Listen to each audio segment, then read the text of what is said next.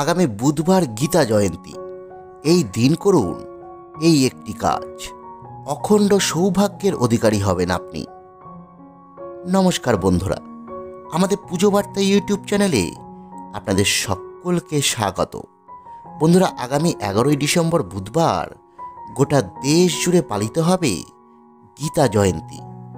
এই দিন আপনি যদি এই একটি বিশেষ কাজ করতে পারেন, তাহলে আপনিও হবেন অখণ্ড সৌভাগ্যের অধিকারী।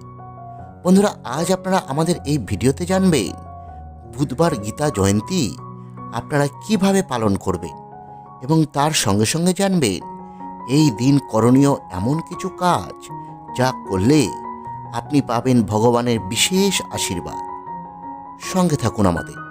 ভিডিওটি প্রথম থেকে শেষ পর্যন্ত স্কিপ না করে দেখুন, আর দেখবার পর ভালো লাগলে চ্যানেলটি অবশ্যই সাবস্ক্রাইব করে রাখবেন। বন্ধুরা, প্রতি বছর অগ্রহায়ণ মাসের শুক্লপক্ষের মোক্ষদা একাদশীতে এই গীতা জয়ন্তী উৎসব পালিত হয়।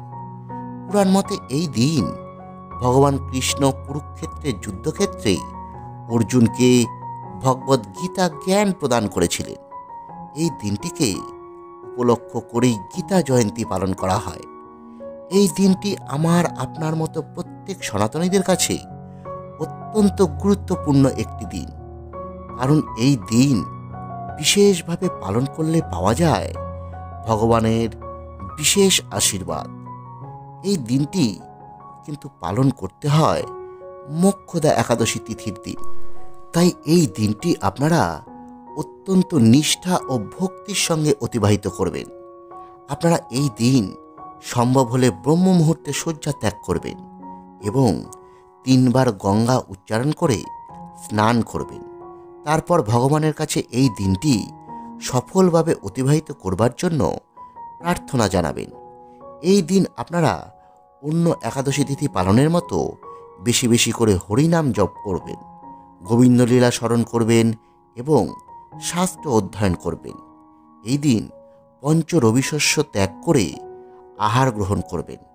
যেহেতু এই দিনটিতে গীতা জয়ন্তী পালন করা হচ্ছে, তাই এই দিন অবশ্যই গীতা পাঠ করতে হবে আপনাকে। আপনারা এই দিন অন্ততপক্ষে গীতার একটি শ্লোক এবং তার বঙ্গানুবাদ এবং তাৎপর্য সহ তা পাঠ করবেন। আপনি চাইলে এই দিন গীতার 700 শ্লোকই পাঠ করতে পারেন। খুব ভালো হয় আপনি যদি এদিন গীতার একটি অধ্যায় আপনি পাঠ করেন। এই দিন অবশ্যই ভগবানের চরণে তুলসী পাতা এবং তুলসী মঞ্জুরি নিবেদন করবেন।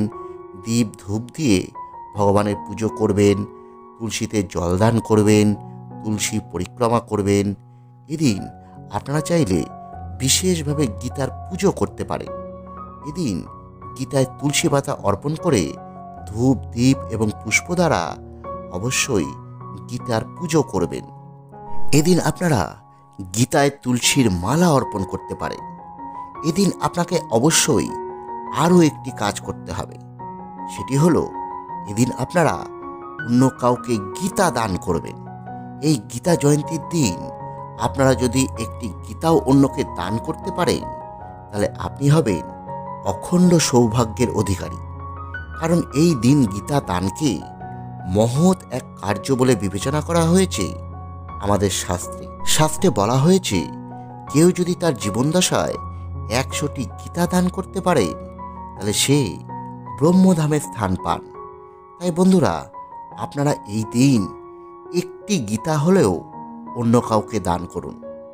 শাস্ত্রে গীতা পাঠ, গীতা সংগ্রহ এবং গীতা দান এই তিনটিরই মাহাত্ম্য বর্ণনা করা হয়েছে।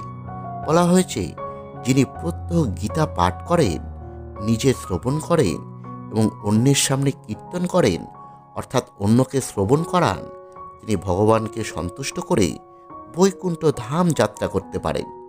তাই বন্ধুরা, আপনারা এই মহৎ গীতা জয়ন্তীর দিন থেকে এই গীতা পাঠ শুরু করুন। প্রত্যহ একটি শ্লোক হলেও সেটি পাঠ করুন। তার সঙ্গে সঙ্গে তার বঙ্গানুবাদ এবং তার ভাবার্থ অবশ্যই পাঠ করবেন। এটি যদি আপনারা প্রত্যহ করতে পারেন, তাহলে আপনিও অখণ্ড সৌভাগ্যের অধিকারী হবেন।